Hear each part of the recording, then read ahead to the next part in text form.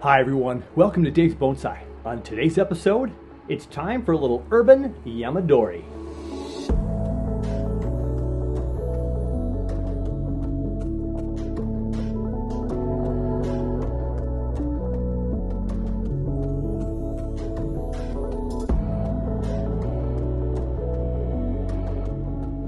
I'm in my garage today because it's a very warm and very breezy day.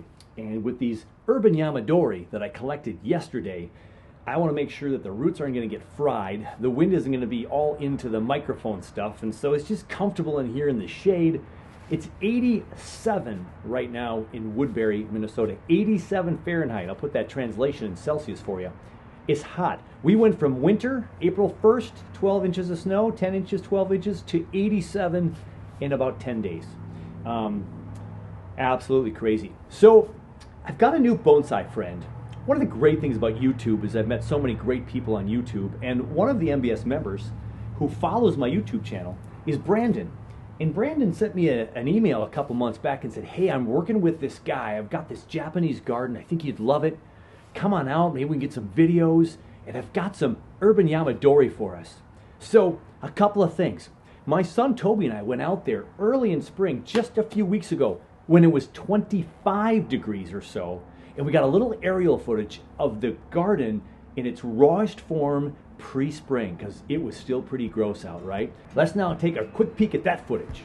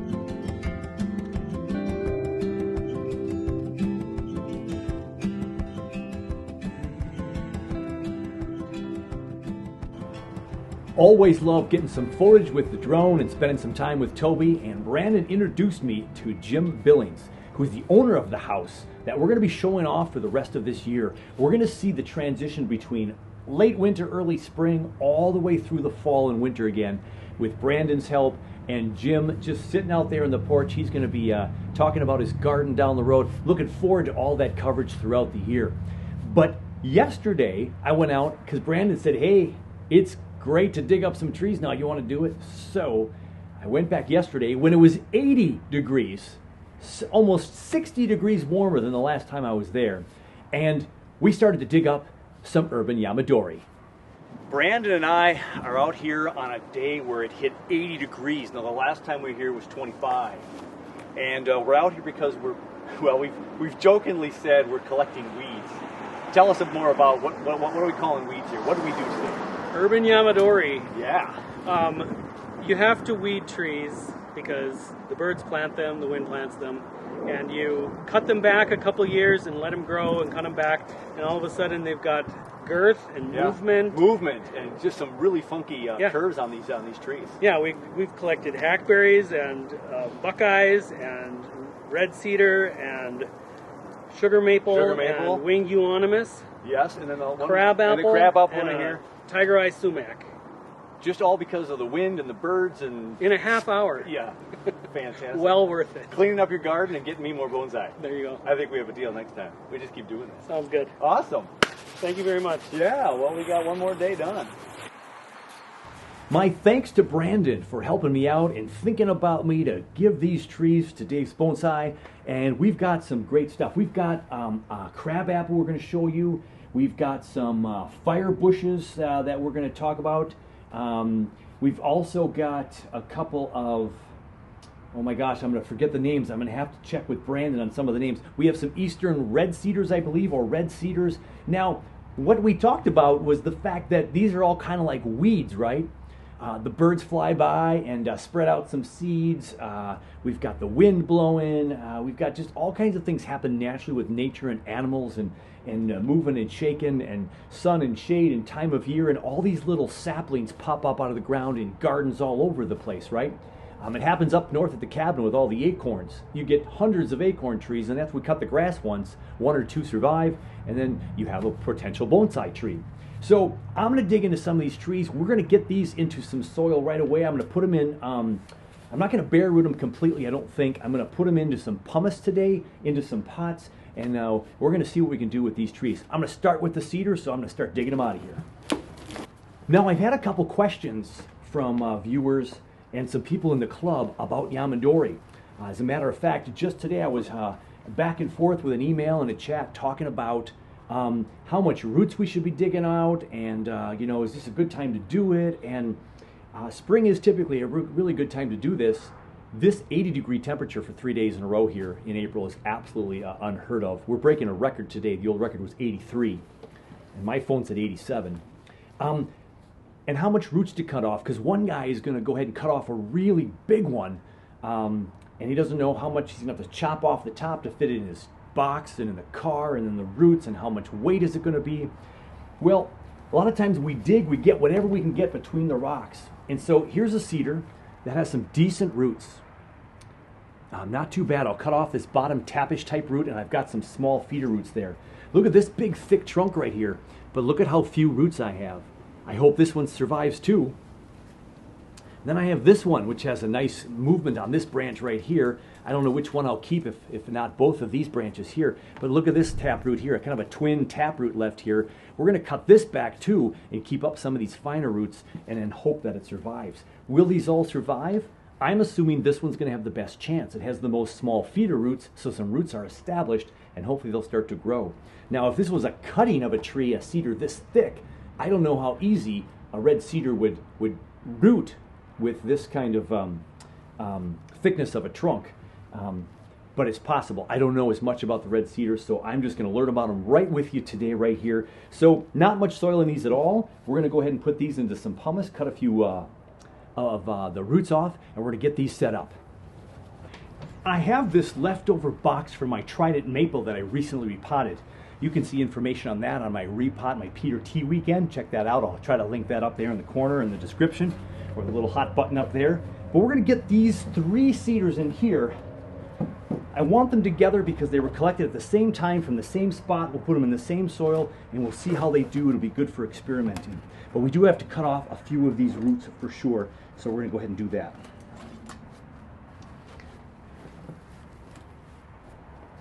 So this one right here, got a weird root underneath there. We're going to cut off. I think if I cut this one right here, and I cut this one right above, right there,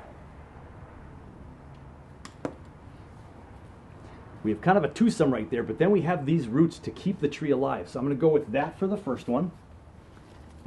And the second one, I just want to make it shorter than it is. Now we have a root coming up here. I don't know what kind of shape it is in from the dig.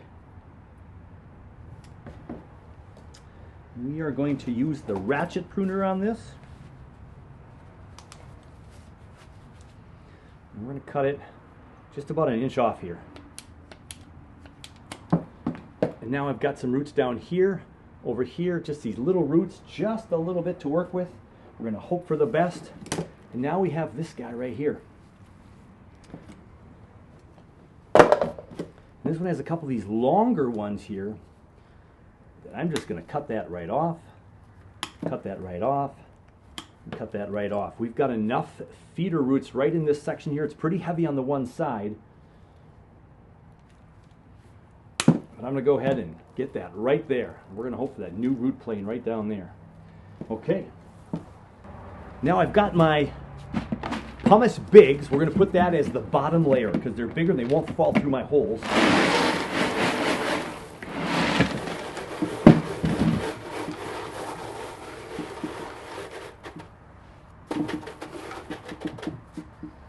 All right. And then I've got some decent recyclable soil here some really good stuff that went into a pot or a tree that wasn't used for very long. We got the soil out and cleaned it out, and it's really going to be a good one to put this in here. Now, I don't have a lot of roots to tie these in, so I'm going to have to use some rocks like I've done before to keep these in here. But we're going to go ahead. The roots are spread out as much as possible.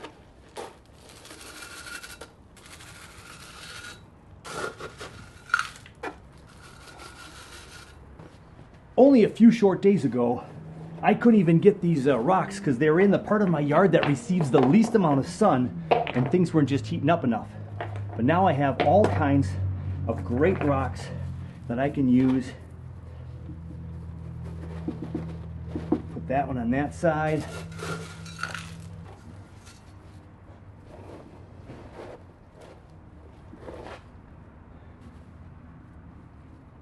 And that should hold that one in place pretty good. So again, this is some recycled bonsai soil. We've got akadama, we've got pumice, and we have lava rock. And it's been washed a couple of times. And this is going to allow great drainage. We'll have to keep it watered really well because we have very little roots, and this is a little bit bigger soil here.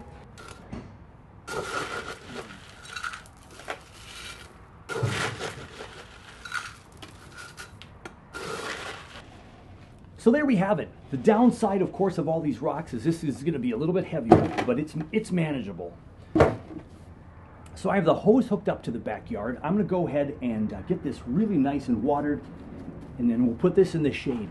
So this is something else I did not talk about on my most recent show, the Bonsai Shuffle. Yeah, go check out the Bonsai Shuffle. That's right up there too. Now the Bonsai Shuffle, we're in trouble already. So just a few days ago when I filmed that, we had this beautiful 14-day forecast with no lows below 34, I think it was. Well, the very next day it lowered down to 33, and look at the forecast now for this Saturday, Sunday. We have some lows that might be at 30, which means there's going to be some freezing again. So one thing I didn't mention with the Bonsai Shuffle tips on when you're going to be playing the Bonsai Shuffle or dance on the dance is if you just did some Yamadori work, if you just did some major repot work, you don't want those trees out in that cold weather. Those you should bring back in the garage. So most of the things I took out on the last video was things that are going to stay out. They weren't repotted, but if they were repotted, like my trident maple is going to come in, the Austrian pine I just repotted, I don't want it to freeze. So I'll probably bring those two in for those couple of cold days, and then things are going to warm back up.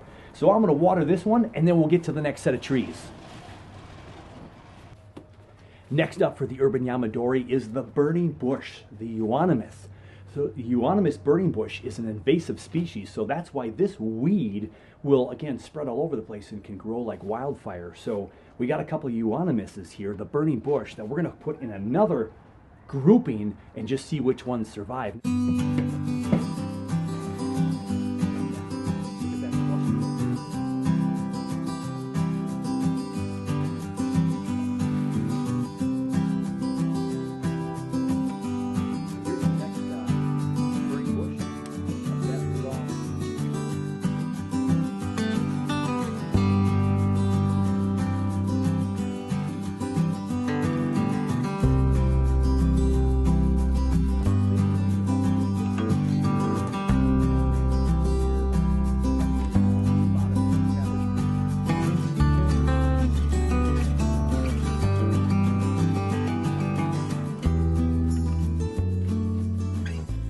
We'll make some more specific cuts later on. I'm just going to cut this center one off, and I'm going to cut this longer one off, this one right here, and we're just going to leave that there.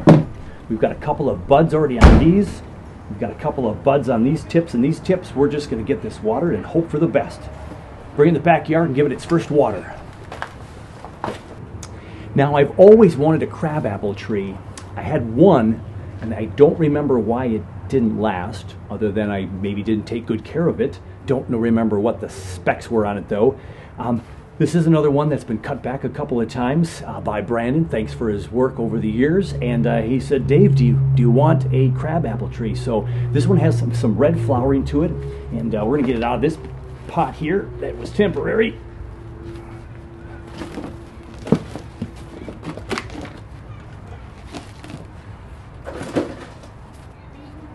and not a bad little chunk of roots right here.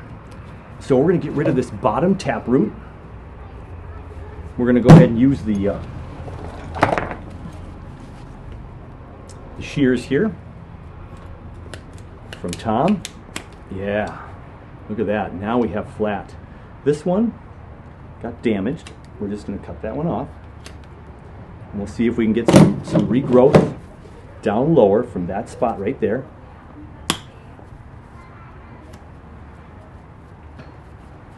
That one's a little high and this one's a little high back there, but I want to make sure that this has success. I'm just going to cut these flat, and we've got a tree we can sit in a pot now.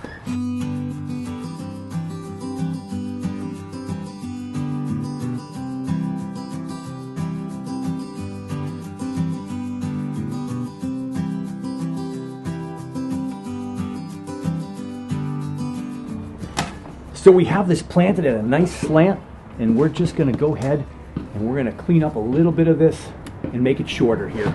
I don't need all this height.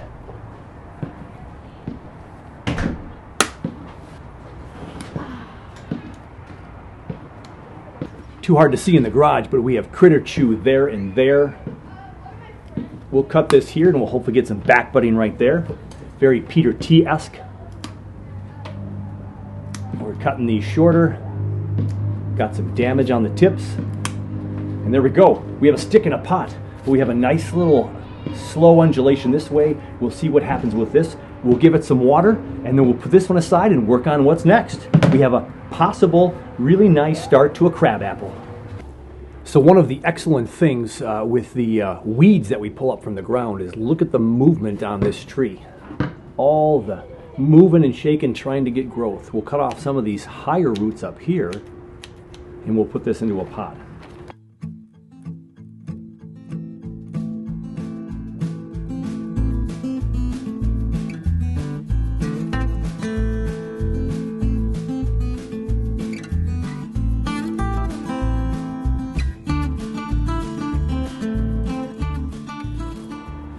And we'll get these some water.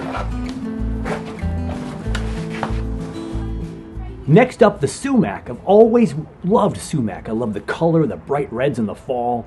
I think I'm allergic to sumac. If there's a poisonous sumac around, I think I get little hives from that, kind of like poison ivy. So hope that I'm not allergic to these two. But I got some sumac from Brandon, so we're gonna put those in a pot. Not a ton of roots on this one.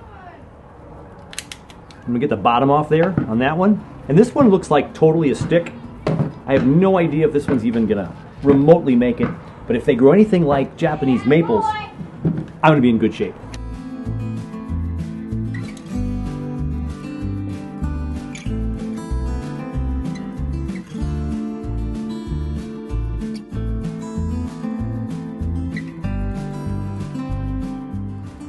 Bizarre looking sticks in pots, but let's give it some water and who knows. We're just experimenting, right? I think this sumac has the best potential. The last two trees for today are kind of the unknowns. I think one of them might be what's called a hackberry or something like that. And then the other one could be a box elder bush of some sort. So we're just gonna put these into some pots and we're gonna hope the best for these.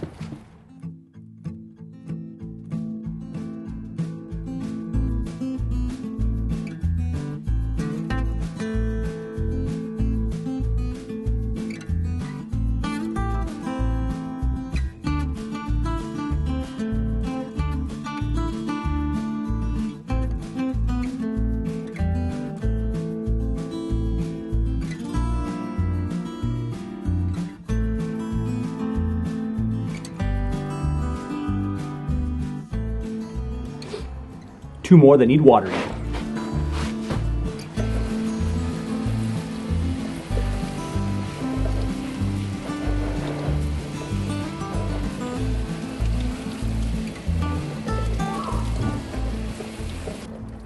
Well, we did it. Hot day. Collected these in 80-degree weather yesterday. They were in my garage all day, cool, in the garage, shaded. And got them in the pots. So a couple things to remember: don't cut off more roots than you know that will support the tree, and if you don't know that, keep as many as possible. Some of these maples over here, You can bare root a lot of maples and they're just going to shoot out a lot of new growth.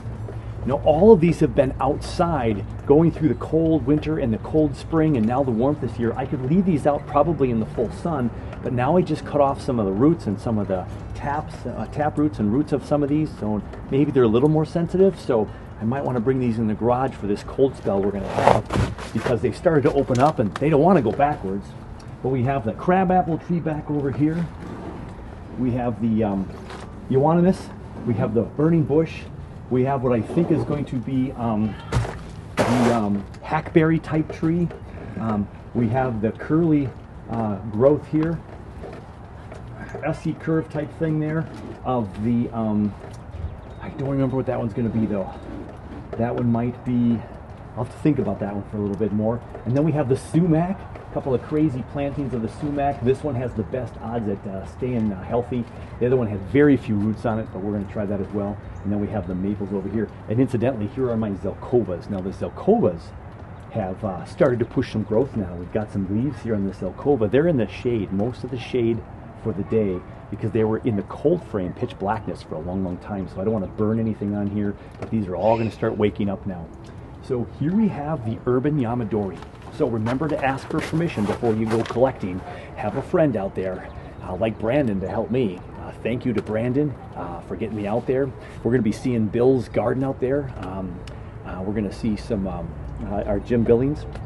We're going to see his garden over the course of the summer. And in the meantime, we're going to try to keep these Yamadori alive. So spring is fast, it's furious. We went right to summer, but I had to get some stuff done. We've got some more repots on the way.